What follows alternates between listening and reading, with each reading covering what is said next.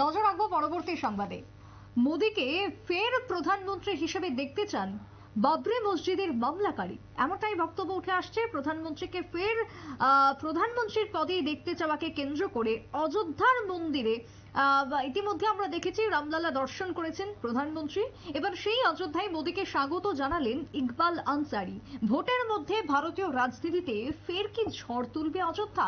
এই অযোধ্যায় কিন্তু এই ভোট মরশুমে দাঁড়িয়ে বিজেপির একটা বিরাট বড় বাড়তি ঝড় বা বাড়তি একটা বলা যায় উন্মাদনা, বাড়তি মাইলেজ যাকে আমরা বলতে পারি। ভোট মরশুমে ভোট আগ মুহূর্তে দাঁড়িয়ে রাম মন্দির উদ্বোধন, আর এই রাম মন্দিরই কি আবারও নতুন ভাবে রাজনীতিতে ঝড় তুলতে চলেছে? প্রশ্ন ইতিমধ্যে আমাদের সঙ্গে রয়েছেন টেলিফোন লাইনে শতাব্দী দেবনাথ। শতাব্দী, ভোট মরশুমে দাঁড়িয়ে প্রধানমন্ত্রীকে ফের অর্থাৎ মোদীকে ফের প্রধানমন্ত্রীর পদে দেখতে চান ইকবাল আনসারি, বাবরি মসজিদের মামলাকারী, এই বক্তব্যে উঠে আসছে অযোধ্যা থেকে। তুমি কি জানতে পারছো?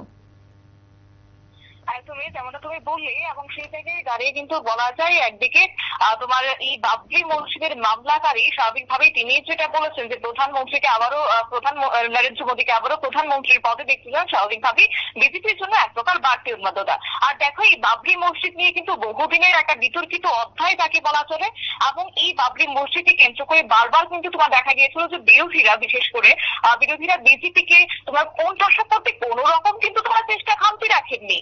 এবং এই জায়গায় দাঁড়িয়ে এই বলা যায় এবার এই যে ঘটনা বা এই যে বিষয় স্বাভাবিকভাবে বিজেপির জন্য একটা পজিটিভ পয়েন্টই বলা যাবে। এবং কারণ দেখো যে সংখ্যালঘুদের ভোট বিশেষ করে কিন্তু বিজেপির সাধারণত খুব একটা পান না। আর এই সংখ্যালঘুদের যে ভোট স্বাভাবিকভাবে বলা যায় বেশিরভাগ ক্ষেত্রে লক্ষ্য করা যায় কংগ্রেস সহ অন্যান্য যে বিরোধী দলগুলি রয়েছে কিন্তু অংশটাই যায়। এবং এই জায়গাতে দাঁড়িয়ে এই বিষয়কে কেন্দ্র করে একদিকে যেমন বিজেপির প্রচারে বাড়তি বলা চলে, ঠিক অন্যদিকে সংখ্যালঘু ভোট বিজেপি বা নিজেদের অনুকূলে আনার জন্য এক প্রকার প্রয়াস বা চেষ্টাও কিন্তু বলা যায়।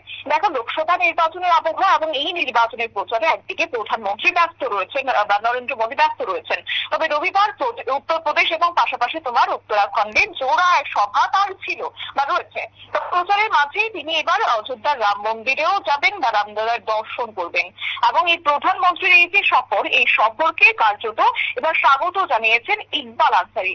কে ইকবাল আনসারি? স্বাভাবিকভাবে রাম মন্দির বা রাম জন্মভূমি বাবরি মসজিদে জমি বিতর্কের যে অন্যতম মামলাকারী তিনি হয়েছেন ইকবাল আনসারি, এবং তারই এবার বলা যায় প্রধানমন্ত্রীকে নিয়ে এক প্রকার তিনি বার্তা দিলেন। দেখো, আজ সন্ধ্যে 7টায় অযোধ্যা রাম মন্দিরে যাওয়ার কথা প্রধানমন্ত্রী নরেন্দ্র মোদী, এবং রামলালার দর্শন এবং পুজো দেবেন তিনি।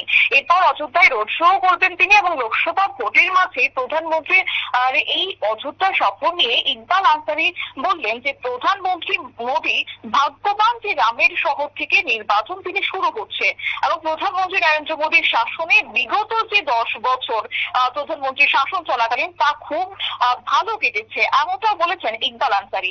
এবং প্রধানমন্ত্রীর সফর নিয়ে এক প্রকার তিনি যেমন খুশি, স্বাভাবিকভাবে অযোধ্যাবাসীও এক প্রকার খুশি, এমনটাই তিনি বললেন। এবং আমরা চাই উনি আবার প্রধানমন্ত্রীর পদে আসীন হন, এমনটাই তিনি বলেছেন। দেখো, প্রসঙ্গত রামলালা নির্মাণের পর রাম মন্দির নির্মাণের পর উদ্বোধন এবং প্রাণ প্রতিষ্ঠার আমন্ত্রণের জন্য প্রথম সারির চিঠি পেয়েছিলেন এই ইকবাল আনসারি, এবং প্রধানমন্ত্রী নরেন্দ্র মোদীর উপরেও এক প্রকার পুষ্পবৃষ্টিও তিনি করেছিলেন। তবে দেখো, বিজেপির সূত্রে যেটা জানা গিয়েছে, সন্ধ্যায় রামলালার দর্শন করবেন প্রধানমন্ত্রী, এবং তার এই সফরে তাকে স্বাগত জানালেন রাম জন্মভূমির বাবরি মসজিদের জমি বিতর্ককারী মামলাকারী ইকবাল আনসারি। এবং মোদীকে আবার দেশের প্রধানমন্ত্রী হিসেবে চান তাও তিনি জানিয়েছেন। এবং প্রধানমন্ত্রী নরেন্দ্র মোদীর এই অযোধ্যা তিনি রোড শো করবেন, এবং সুগ্রীব পোর্ট থেকে লতা চক পর্যন্ত রোড শো তিনি করবেন নরেন্দ্র মোদী। তবে এই পথে এবার 75টি স্থানে তাকে স্বাগত জানানোর প্রস্তুতিও নেওয়া হয়েছে, এবং এই জায়গাগুলিতে সমাজের বিভিন্ন অংশের মানুষরা প্রধানমন্ত্রী মোদীকে ফুল দিয়ে শুভেচ্ছা জানাবেন, এবং এর জন্য প্রায় তোমার 100 কুইন্টাল ফুলের আয়োজনও করা হয়েছে। তবে যাই হোক, এই ঘটনাকে ঘিরে রাম জন্মভূমি বাবরি মসজিদ মামলায় যিনি সংখ্যালঘু সম্প্রদায়ের তরফে মূল মামলাকারী ইকবাল, তাকে রামলালার প্রাণ প্রতিষ্ঠা অনুষ্ঠানে কিন্তু আমন্ত্রণও জানিয়েছিলেন, এবং জন্মভূমি তীর্থক্ষেত্রের কাজ পাশাপাশি রাম মন্দির উদ্বোধনেও হাজির ছিলেন।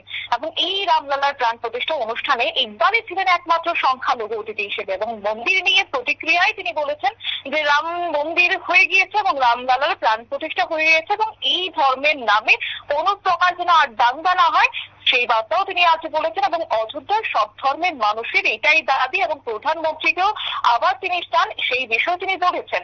দেখো যে রাম মন্দির বাবরি মসজিদ মামলায় অন্যতম মামলাকারী যেমন ছিলেন তিনি, এবং তার বাবা মূল মামলাকারী ছিল তার বাবা হাসিম আনসারি। 2016 সালে 95 বছর বয়সে তার মৃত্যু হয়েছে এবং এরপরই কিন্তু ইকবাল মামলাটি লড়েন। 2019 সালে বিতর্কিত জমিতে রাম মন্দির নির্মাণের ঐতিহাসিক রায় দেয় সুপ্রিম কোর্ট, এবং অন্যদিকে মসজিদ নির্মাণের জন্য বিভিন্ন জায়গায় 5 একর জমি দেওয়া হয়েছে মামলাকারী সংখ্যালঘু পক্ষ থেকে।